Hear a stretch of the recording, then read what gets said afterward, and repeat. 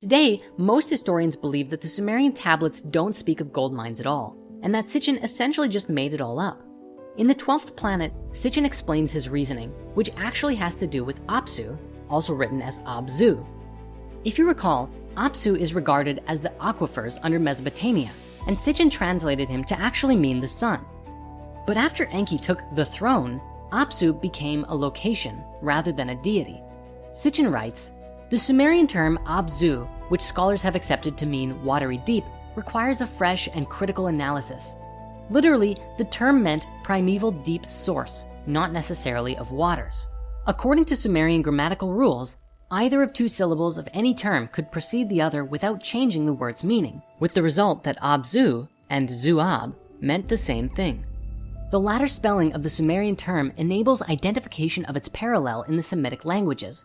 For Za'ab has always meant and still means precious metal, specifically gold in Hebrew and its sister languages. The Sumerian pictograph for Abzu was that of an excavation deep into the earth mounted by a shaft. Thus, Ea was not the lord of an indefinite watery deep, but the god in charge of the exploitation of Earth's minerals.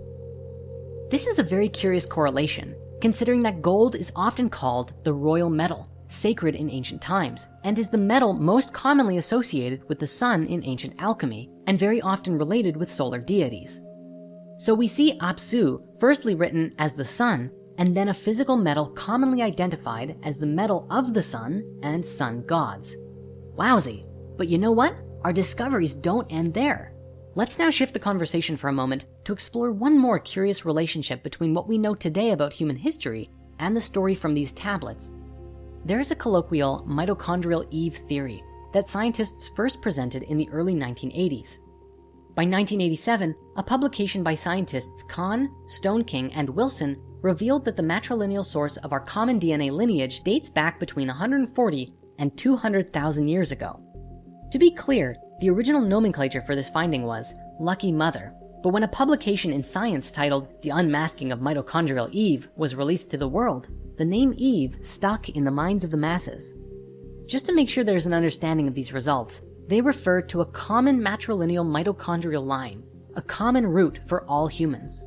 What's so interesting here, and why this research has relevance to this part of the story, is that the first collective person happened to come from the same exact time frame and valley that humans were mining gold in.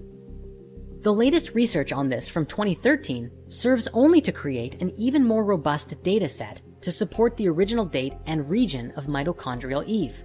Isn't it so remarkable that the original theory and still prevalent out of Africa theory of human origin just so happens to point to the same valley where the Sumerian records say that it all started? Coincidence? You decide. Let's now bring ourselves back to the story, sometime around 200,000 to 300,000 years ago, when Enki created humanity. If you are knowledgeable of Greek mythology, this part of the story sounds very familiar to Prometheus, the ancient titan who created humanity out of clay.